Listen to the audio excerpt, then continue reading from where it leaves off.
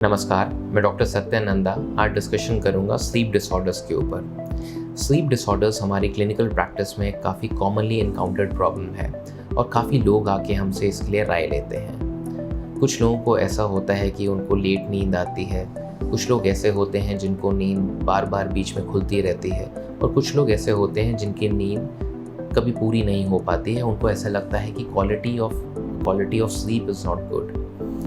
तो इसके कई कारण होते हैं और ये ऐसा नहीं है कि ये सिर्फ ओल्ड एज में पाई जाती है। हमारे ओपीडी में जो पेशेंट्स आते हैं वो 20s, 30s और इवन 40s में भी होते हैं जिनको ये ऐसी दिक्कत होती है नींद की। इसके विभिन्न कारण होते हैं। कुछ तो एज रिलेटेड होता है, कुछ लोगों को स्ट्रेस के कारण नींद नहीं आती है, कुछ लोग ऐसे भी होते हैं जिनके और कॉजेज़ होते हैं नींद ना आने के। उसमें से काफ़ी इंपॉर्टेंट कॉज होता है ऑब्स्ट्रक्टिव स्लीप एपनिया।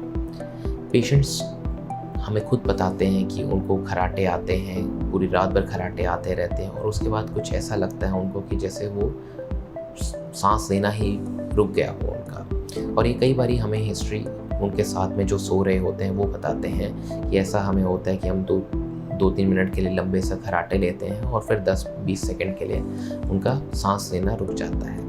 ये काफ़ी इंपॉर्टेंट क्लू होता है ऑब्स्ट्रक्टिव स्लीप एपनिया के लिए और इसका जल्द से जल्द डायग्नोस करना काफ़ी इंपॉर्टेंट होता है। ये इसलिए इम्पॉर्टेंट होता है क्योंकि अगर हम टाइमली मशीन लगा दी जाए, जो CPAP नाम से मशीन होती है, उससे पेशेंट के सिम्टम तो इम्प्रूव होते ही हैं और अनेक विभिन्न बीमारियां जो होने का रिस्क होता है जैसे कि हार्ट अटैक, ब्रेन अटैक, उसका रिस्क कम हो जाता है अगर वो इससे का इफ़ेक्टिवली ट्रीटमेंट दिया जाए तो।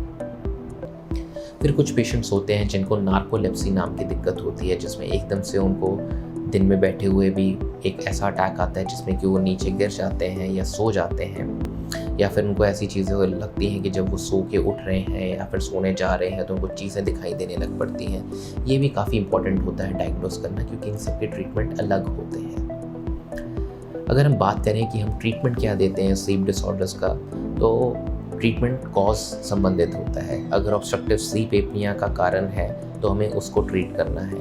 अगर पेशेंट को सिर्फ नींद स्ट्रेस ना लेने के कारण आ रही है तो हमें स्ट्रेस को एलिविएट करना है। पहले हम ट्राई करते हैं नॉन मेडिकल चीज़ें देने का, जैसे कि योगा करने का पेशेंट को बोलते हैं, मेडिटेशन करने का बोलते हैं, और फिर लास्ट में हम अपनी दवाइयाँ देते होते हैं जिनसे पेशेंट को अच्छी नींद आती है। तो कुल मिला के ये है एक साइनॉप्सिस स्लीप डिसऑर्डर्स के ऊपर। Thank you.